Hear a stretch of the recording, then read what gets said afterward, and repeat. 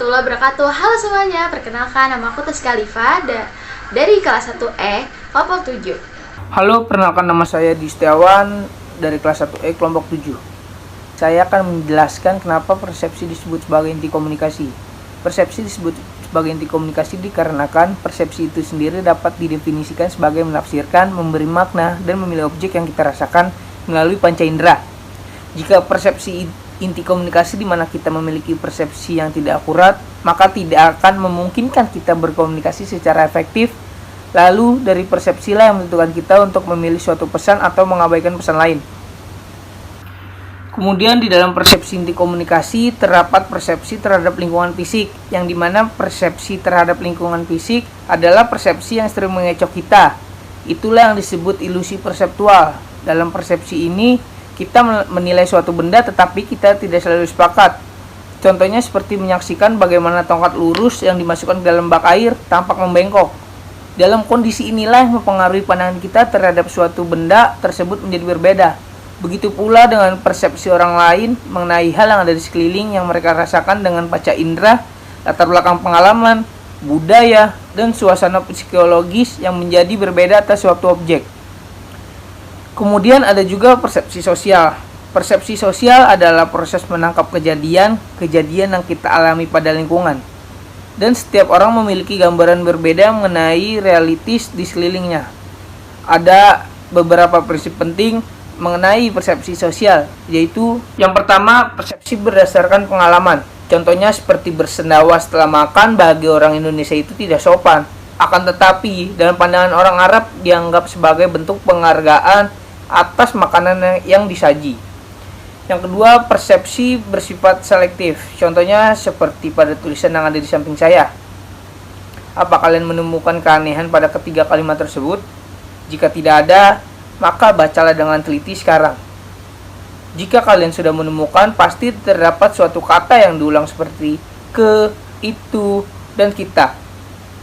Berarti kalian lebih memusatkan perhatian pada makna kalimat itu ketimbang pada susunan katanya. Maka ketika kata yang tidak penting diulangi, kalian tidak melihatnya. Yang ketiga, persepsi bersifat dugaan. Contohnya seperti gambar segitiga dan segi empat berlandaskan ketiga titik dan keempat titik di samping. Persepsi mereka begitu terbatas, padahal ketiga titik dan keempat titik tersebut bisa digambar selain segitiga dan segi empat. Yang keempat, persepsi bersifat evaluatif, di mana orang lain menjalani hari mereka dengan perasaan bahwa persepsinya adalah nyata. Contohnya, seperti dalam konteks komunikasi massa, tidak ada satu surat kabar, berita, radio, televisi yang objektif, independen, atau netral dalam melaporkan fakta dan kejadian melalui beritanya.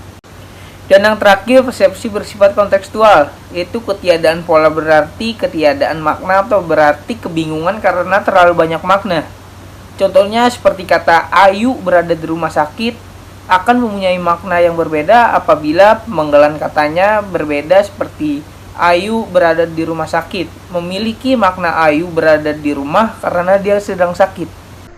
Yang selanjutnya ada persepsi tentang budaya dan komunikasi, yang dimana persepsi ini terikat oleh budaya atau bisa disebut juga culture bond, dimana kita memaknai pesan, objek, atau lingkungan dan bergantung pada sistem yang kita anut. Maka persepsi seseorang akan lingkungannya akan bersifat subjektif, yang dimana semakin besar perbedaan budaya, maka akan semakin besar pula perbedaan persepsi realitas. Dan tidak ada nilai budaya yang sama persis.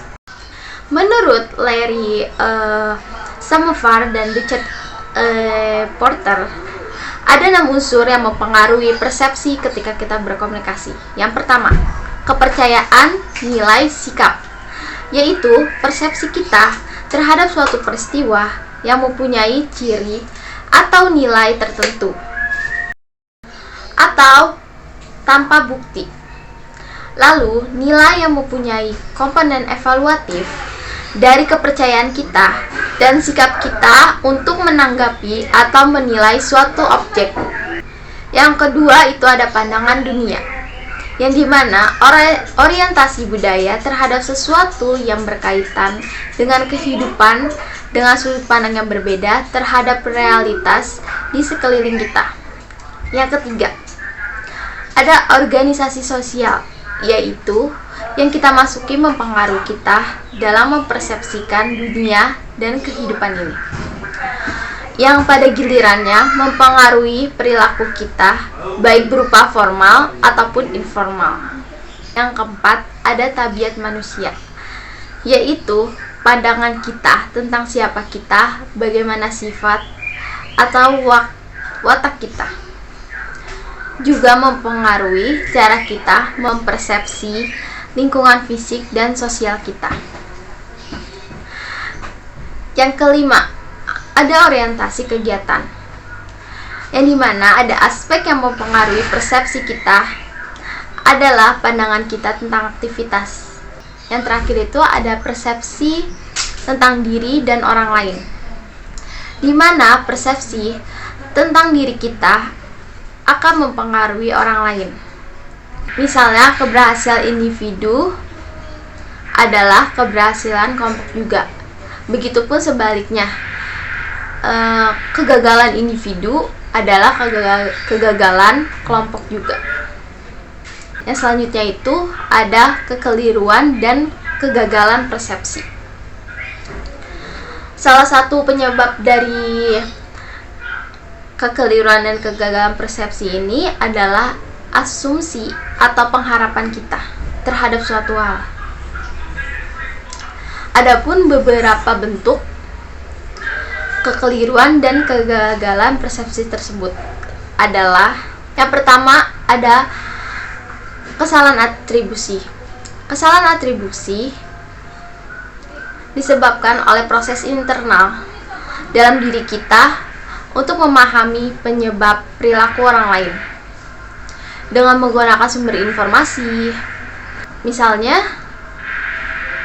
kita mengamati penampilan fisik seseorang, dan dari situlah kita akan dapat isyarat mengenai sifat-sifat utama mereka. Yang kedua, ada efek halo.